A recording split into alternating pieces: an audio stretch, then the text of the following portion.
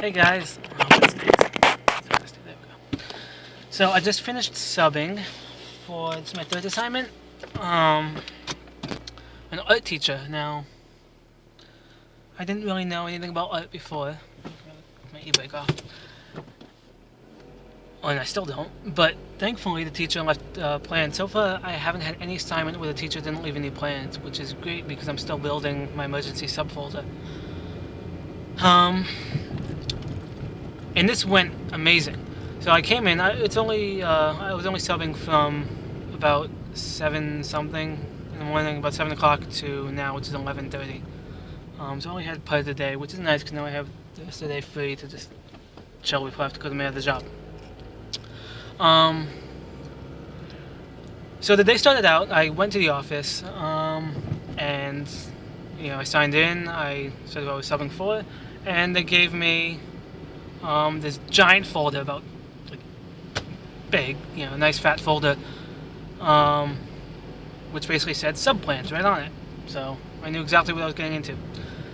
So I had a few minutes to look over that. The teacher wrote out each class that I was going to be doing and where I can find the papers or the assignments. I had to make copies, but I don't care. But where I could find the assignments to hand out and to make copies with. So the first class I did was a 6th grade class, which, granted 6th grade is going to be intimidating, but it worked really well. I had an awesome time. I think it helped a bit that the other teachers, the main classroom teacher was there in the room at the same time. I had to go and visit each classroom. I didn't have an art room to myself. Where am I? Just around my own town. So I had to visit each classroom. So the first class was a 6th grade class, and the teacher left me. I think I had the right assignments, and the teacher left me a worksheet to hand out where the kids can make an entire picture using just straight lines, which was a lot of fun because I was able to do it with them on the board.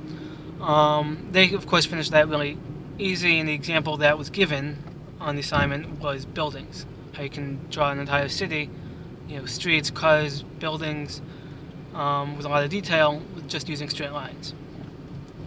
So a lot of the kids just copied that, which, it's to be expected. But that filled up about 5 minutes, and then I worked from there, where I pretty much made a shape out of 4 different lines, or half of a shape, and said, okay, use your imagination and come up with something. How you come up with a picture that you can make out of this shape using just straight lines. So one kid came up with a cat. It was a pretty funny looking cat, but it was a cat. Another kid came up with a shark, which was, clever. Another kid came up with a house, which actually ended up looking really nice. I gotta admit. I almost want to live there. Then after that, I had some extra time to kill, and the kids were getting chatty because they were done with that, so I needed to fill up some time. So I then explained about pixels on a computer screen, and the kids found that pretty fascinating because, what pixels are, they're basically just squares, which are identical straight lines. So I used that as an example of how straight lines and squares don't have to make up blocky pictures as most of them did. They can make more abstract pictures with shape and some substance to them. And then I did, must have been a self-contained, maybe first grade, second grade class of only 3 kids. It was self-contained. I wasn't the only teacher there. And they just pretty much had coloring sheets to do. So I gave them a coloring sheet. It was of a fish in the ocean. So they colored it with appropriate colors, and I spoke about, with them, how, fish can blend in with the ocean, because some of them, want to draw the fish blue, which, fine with me, I don't care. Well, so that was fun. I had fun, and the kids came up, on their own, pretty much with stories to explain the picture, like, oh, this fish is, one kid said, drew a very colorful fish, and explained how, come on, squirrel. Explained how,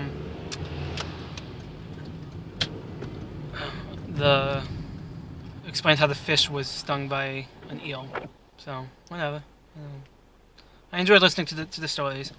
And then some of the kids didn't want to do any more of that, but they pretty much drew on their own, which was nice. They came up with stories. Little kids are cute.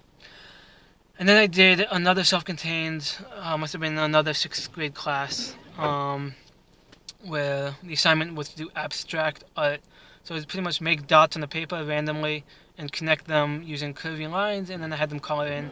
And even though they were mostly talking about Minecraft, whatever that is, some game I guess, they still colored in. I didn't mind if they talked while they colored. And then I had them pretty much explain, to me, whatever, to get them thinking a bit, why they chose the colors they did. So some of them, one kid was like, oh, I like rainbow, so I made it rainbow colors. Okay. But that was pretty much my day. That was it. And it was amazing. I think my favorite class was the first class, the 6th grade one. That was larger, and I was able to actually present information and teach it. I pretty much did it on the fly. I didn't have like any topics aside from the worksheet to work from. So compared to my experience subbing 2nd grade the other day, this definitely boosted my confidence because it was much better.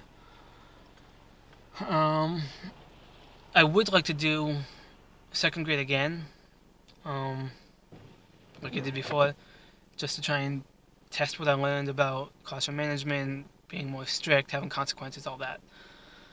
But this was also great, and it was definitely an achievement, and I'll do it 100% all of it again. And I'm actually, tomorrow I'll probably get a chance to test out my 2nd grade skills with 1st grade, because I'm subbing an entire day of 1st grade tomorrow, and I'll let you know how that went.